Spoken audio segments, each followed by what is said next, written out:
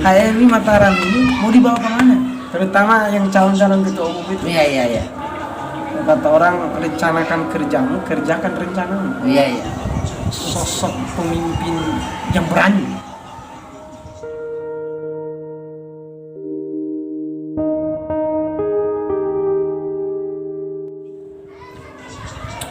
Solusi apa yang bisa kita ramu gitu? Berbicara soal kaderisasi tadi, soal soal kultur dan juga soal kekurangan kita ini di HMI Cabang Mataram ini. Oke. Jadi untuk membahas persoalan solusi ini, kalau usulan saya pertama, kita harus rencanakan matang-matang, kumpulkan seluruh yang terlibat dari ketua umum, KPA, BPL, semua kita bahas secara bersama. Kita mau bawa kemana HMI Cabang Mataram? Itu yang harus dipertanyakan. HMI Mataram ini mau dibawa kemana? Terutama yang calon-calon ketua umum itu. Iya. Yang pertama kali harus dijawab oleh calon-calon ketua umum itu adalah, ini HMI ini mau dibawa kemana? Ya. Itu yang harus dijawab. Nah, bagi saya di cabang Mataram ini yang harus ditingkatkan adalah pola-pola kaderisasi. Terus yang kedua,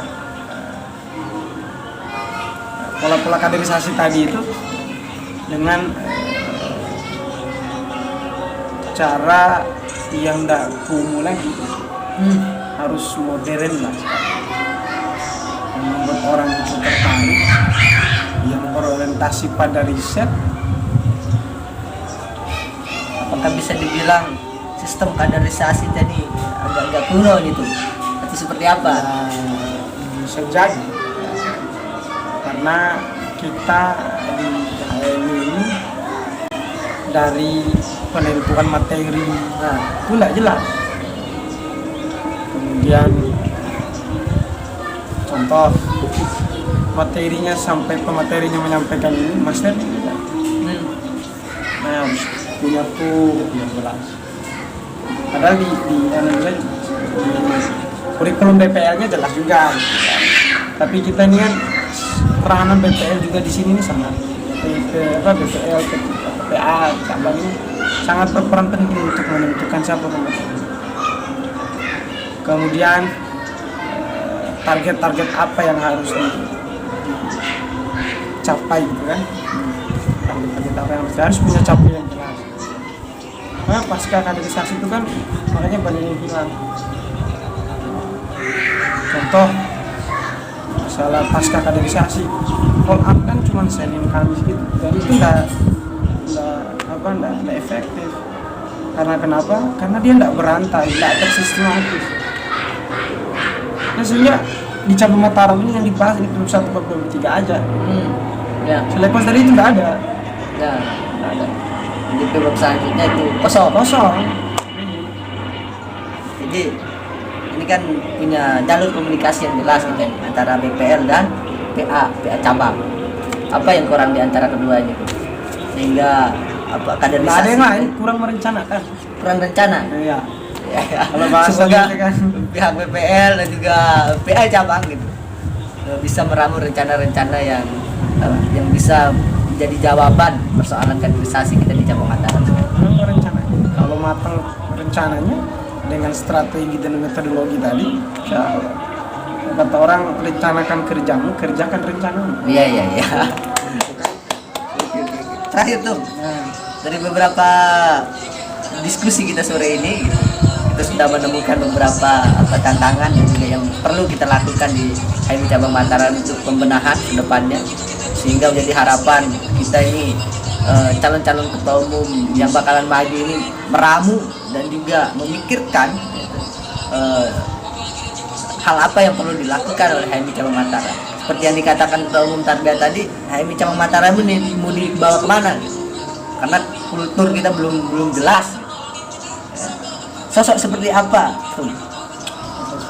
kira-kira yang dibutuhkan oleh HMI cabang Mataram itu figur seperti apa?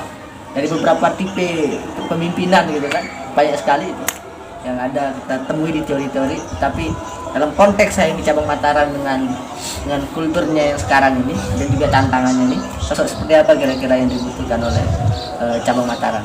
Sosok, cara sosok ini belum. Nah, Saya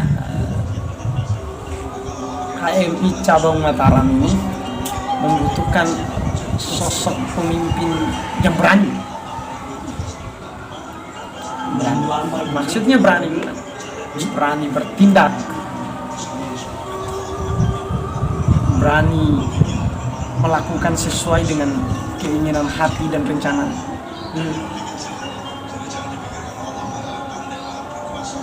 Berani melakukan sesuatu itu di luar daripada kebiasaan orang. Berani mencoba. Sebenarnya kita ini kurang berani. Kenapa saya mengatakan seperti itu? Maaf, ini ya. kita tidak bakalan mengadakan kegiatan yang besar, kegiatan yang luar biasa kalau tidak ada ini. Tidak ada Cuan. Ya, padahal bisa. Nah, Apa yang tidak bisa? Asalnya kita mau. Tapi yang jelas kegiatan itu harus berorientasi pada kaderisasi dan peningkatan kapabilitas. Ini masa skala HMI mengadakan kegiatan itu ya cuma sosialisasi. Yakin saja. Palingan ujung-ujungnya kalau ngadain kegiatan sosialisasi itu mau dapat uang. Ujung-ujungnya itu. apakah semua kegiatan yang pernah kita lakukan di cabang Mataram ini lebih banyak berorientasi kepada tadi yang disebutkan? Tidak itu? juga. Tidak juga. Bagaimana? Walaupun yang menjadi sasaran ini kan kasihan, ada komisariat yang menjadi sasaran. Iya, secara Contoh teknis kemarin. gitu kan? Untuk kemarin kita ngadain kegiatan apa? Sosialisasi dengan Kementerian Lingkungan. Nah, Gitu. Ya komisariat dapat 800 kali. Maksud saya ya adakan kegiatan-kegiatan yang produktif yang melibatkan seluruh kader-kader yang melibatkan kader-kader seluruh cabang Mataram sehingga kena gitu kan. Sehingga mereka merasakan oh ini nuansa intelektual. Terus yang kedua, ketua umum itu jangan lupa lah terjun di setiap komisariat, adakan kegiatan di komisariat satu kali seminggu itu harus terjun. Kita harus tahu apa yang menjadi keluh kesahnya di kader-kader komisariat secara langsung sehingga bisa ditawarkan solusi dan itu dibentuk dalam sebuah formulasi formal. Ini kan ala ketua umum dan sebagainya ini cuman berjumpa sama orang-orang besar aja. iya, iya. Jarang sekali itu berjumpa sama kader-kader, bahkan kader-kader baru kita ada yang tahu mana ketua umum cabang Mataram kita. Karena kenapa? Karena jarang terjun, cuman kelihatannya di sambutan Ya. setidaknya turun lah. Jadi Bukan kalau edukasi. misalnya ketua umum sering-sering turun ke komisar misalnya tuh Ya. kerja-kerja organisasi yang ada di atas misalnya tidak tuntas. Enggak, bukan berarti dia harus terjun setiap hari. Iya, Terjun bersama bidang-bidangnya. iya. Karena sasaran mereka yang mereka kelola itu adalah komisariat, bukan cabang. Yang mereka bina. Ini ada di contoh, komisariat di cabang Mataram yang vakum misalkan. Ya, nanti kenapa? Jangan hanya diutus, tapi seluruh jajaran kabinetnya terjun, kaji bersama. Apa persoalannya? Selesaikan bersama secara bersama. Pemimpin itu bukan hanya memerintah, tetapi melakukan. Dalam Islam, pemimpin itu biasa disebut dengan amir. Amir itu memerintah dan diperintah. Berarti pemimpin itu siap diperintah. Jangan memerintah dulu. Iya, harus siap. Walaupun cara kerjanya pemimpin itu berbeda. Tidak mungkin ketua umum langsung istilahnya, kalau bahasa kasar itu cangkut tanah gitu. Ini kan ngatur ini kabit ini, kabit ini, kabit ini, kabit ini. Tapi harus ada ketua umum sih. Sebagai penutup tuh, apa yang ingin disampaikan untuk perbaikan kita ke depan ini, sehingga menjadi masukan bagi calon-calon ketua umum kita di depan. Ya. Siap. Pertama, untuk calon ketua umum yang harus kita ubah sekarang adalah orientasi. Kita yang biasa membahas masalah politik orientik, sekarang harus intelektual orientik, membangun kapabilitas kita, skill, kompetensi di dalam di kader-kader harus ditafsirkan oleh setiap kabit-kabit itu.